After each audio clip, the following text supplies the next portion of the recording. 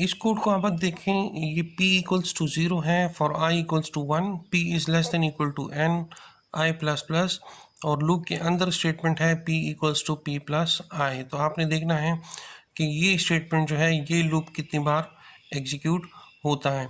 यहाँ एक चीज़ आप नोट कीजिएगा, यहाँ p इक्वल्स टू 0, p जो इनिशलाइज हुआ है वो लूप से बाहर ऊपर इनिशलाइज हुआ है, और कंडीशन में हम i नहीं चेक कर रहे बल्कि p की वैल्यू को चेक कर रहे हैं।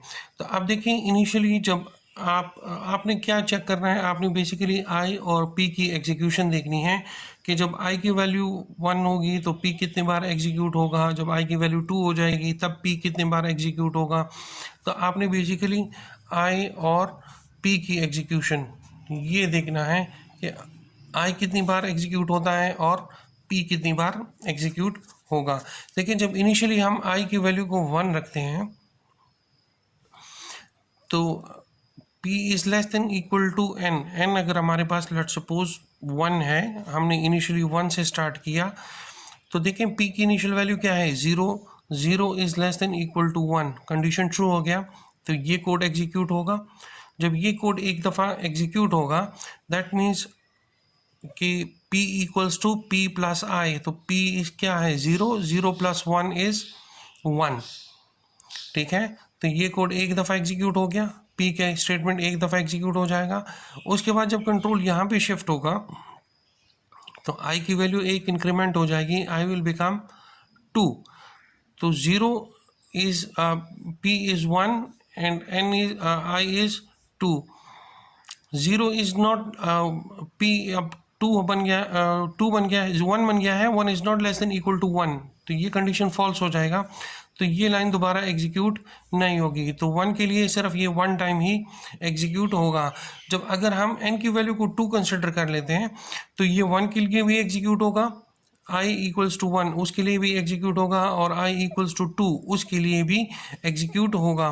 तो जब i n की वैल्यू 2 हो जाएगी i, तो ये 2 दफ़ा एग्जीक्यूट होगा, और ये जो स्टेटमेंट है ये भी p का जो स्टेटमेंट है ये भी आपके पास 2 टाइम ही एग्जीक्यूट होगा।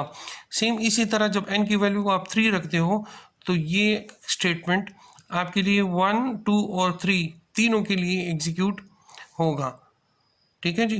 1, 2 और 3 इन तीनों के लिए एग्जीक्यूट होगा। तो i जब 3 होगा तो ये भी 3 टाइम्स एग्जीक्यूट होगा, जब ये 4 होगा तो सिमिलरली ये भी 4 टाइम एग्जीक्यूट होगा।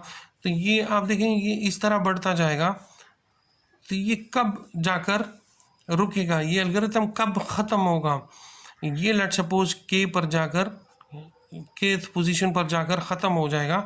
जब ये k पोजीशन पर ख़त्म होगा तो ये भी इसी तरह बढ़ता रहेगा, ये भी k पोजीशन पर ख़त्म होगा।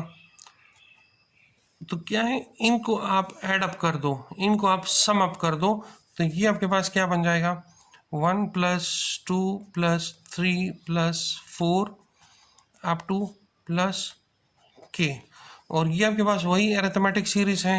ये किस चीज़ के बराबर है, ये बराबर है k into k plus 1 divided by 2k, इसके बराबर है। अच्छा, यहाँ एक चीज़ देखिएगा, हम क्या कहते हैं कि ये i का लूप जो है ये जब k तक पहुँचेगा तो ये प्रोग्राम टर्मिनेट हो जाएगा। ये जो कंडीशन है ये कंडीशन कब फॉल्स होगी, जब k की वैल्यू इस n से ग्रेटर हो जाएगी तब ये लूप टर्मिनेट होगा। दैट मीन्स ये कंडीशन कब सेटिस्फाई होगी, कब फॉल्स होगी, जब k की वैल्यू n से ग्रेटर हो जाए तब ये कंडीशन सेटिस्फाई होगा। तो आप देखें ये जो हमने k कैलकुलेट किया है, इसके लिए जो हमने k कैलकुलेट किया k into k plus 1 divided by 2, जब ये ग्रेटर हो जाएगा किस चीज़ से, n से, तो तब ये प्रोग्राम अपनी एग्जीक्यूशन कंप्लीट कर लेगा। तो अब देखें इसको हमने ऑलरेडी सॉल्व किया है कि ये अरिथमेटिक सीरीज़ है, ये किस चीज़ के बराबर होता है, ये इसका हायर ऑर्डर टर्म आपके पास क्या आएगा k square greater than equal to n। अब आपने k मालूम करना है तो ये अंडर रूट n हो जाएगा, ठीक है। दैट मीन्स कि आपके पास इसकी टाइम कम्प्लेक्सिटी वो आपके पास क्या आएगी, big O of under root n।